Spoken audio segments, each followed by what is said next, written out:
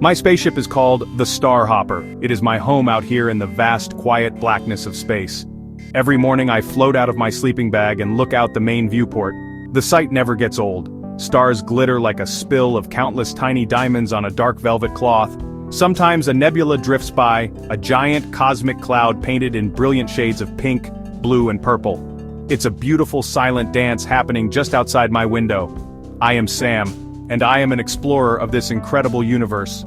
My mission is simple: to see what's out there, to learn, and to experience the wonders that lie beyond our own blue planet.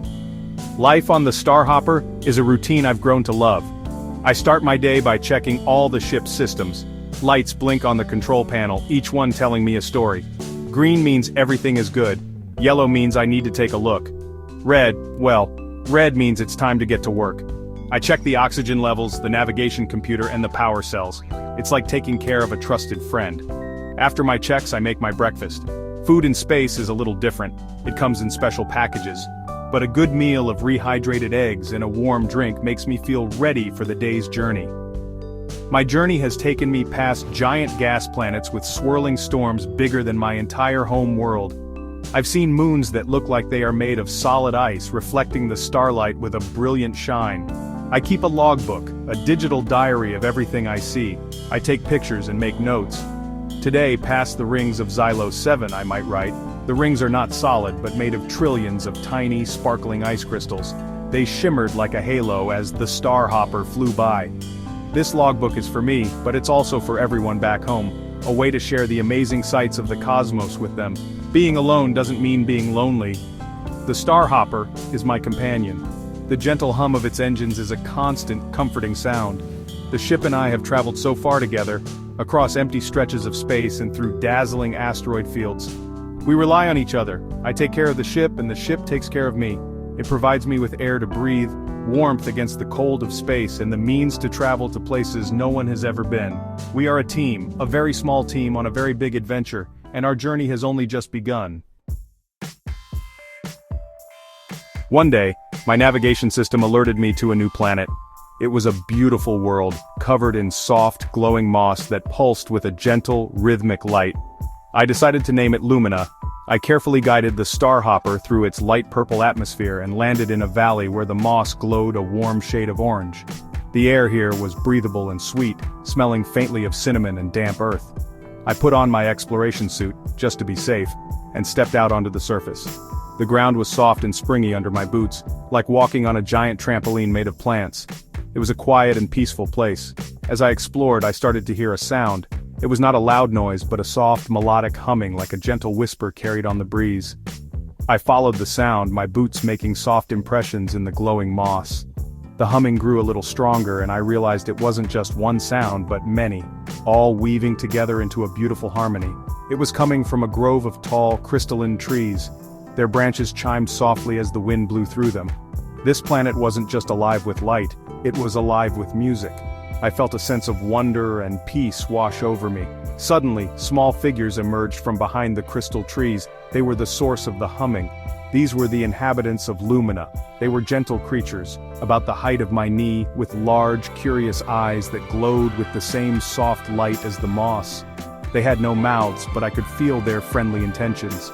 They communicated through their harmonious sounds, their hums changing in pitch and tone to express curiosity and welcome.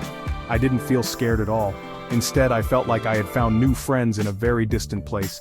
They gathered around me, their lights pulsing in a calm, happy rhythm. I spent the whole day with my new friends. I showed them pictures of Earth on my datapad, of blue oceans and green forests. They responded with a chorus of excited, high-pitched hums. They led me through their glowing world, showing me rivers of sparkling liquid and caves filled with giant shimmering crystals. They shared their food with me, a sweet glowing fruit that tasted like a mix of berries and honey. Even though we couldn't speak the same language, we understood each other perfectly through actions and sounds. Saying goodbye was hard, but I promised I would carry the memory of their music and light with me always. After leaving the beautiful planet of Lumina, I set a course for a distant star system. The journey was smooth for several days. I spent my time charting stars and running diagnostics on the Star Hopper, but space is as unpredictable as it is beautiful. One afternoon, a sudden alarm blared through the cockpit. A flashing red light on my console warned me of an incoming meteoroid field. It wasn't on any of my charts. This was a stray shower, a swarm of fast-moving space rocks. There was no time to change course, I had to fly right through it. My heart started beating a little faster. This was a real test. I took manual control of the ship, my hands gripping the flight stick tightly.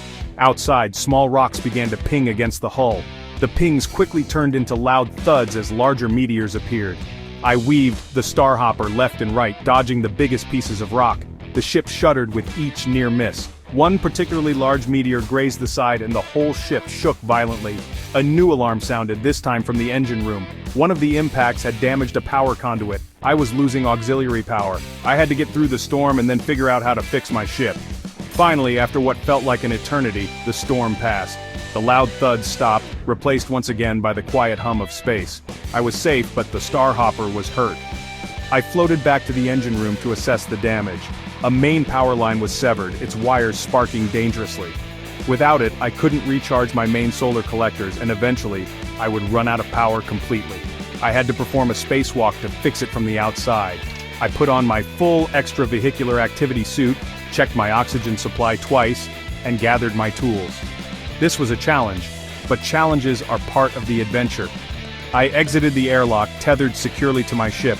Floating in the silent blackness with the stars all around me, I felt very small, but I also felt determined.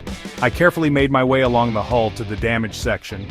Using my tools, I reconnected the severed wires and sealed the conduit with a special thermal patch. It took a lot of concentration. My fingers felt clumsy in the thick gloves. After an hour of careful work, I was finished. Back inside the cockpit, I flipped a switch. A green light blinked on the panel. Power was flowing again. I had faced the challenge and fixed my ship all by myself. I felt proud. Even with all the excitement and wonder, there are moments when I feel a pang of homesickness. Sometimes, when the Starhopper is drifting quietly between stars, I look at the photos I have of my family and friends back on Earth. I see our big blue planet on my navigation screen, a tiny distant marble of blue and white. In those moments, I miss the feeling of grass under my feet, the smell of rain, and the sound of laughter from people I love. Being an astronaut is an incredible privilege, but it means being very far away from home. It's a trade-off, a sacrifice made for the sake of exploration and discovery. I allow myself to feel that homesickness. It's a reminder of what I have to return to someday. It reminds me why I am out here in the first place, to help everyone on that beautiful blue marble understand our universe a little bit better. I might record a message to send home, telling them about the singing aliens of Lumina, or the scary meteor shower. Sharing my experiences makes the distance feel a little smaller. It connects my lonely journey in space with the lives of everyone back on Earth. And then, I turn my attention back to the stars, reminding myself of the incredible opportunity I have. The universe is endless, and there is so much more to see. My logbook has pages and pages of notes, but there are still so many blank pages left to fill. What other planets are out there? What other strange and wonderful forms of life might I encounter? Will I find a world with 2 suns, or a moon made of diamond? These questions are what drive me forward. The curiosity is stronger than the homesickness. The thrill of the unknown is a powerful call that I am happy to answer. Every new star system on my map is a new promise of adventure. My gaze shifts from the picture of home to the star chart in front of me. A new destination is already plotted, a yellow star with a cluster of 7 planets orbiting it. No one knows what's there. I am going to be the first to find out. I take a deep breath, a smile spreading across my face. The engines of the Starhopper hum with readiness. My home is far away, but my spirit for adventure is right here with me. I am Sam, a lone spaceman, and I am ready for whatever journey the stars have in store for me next. The adventure continues.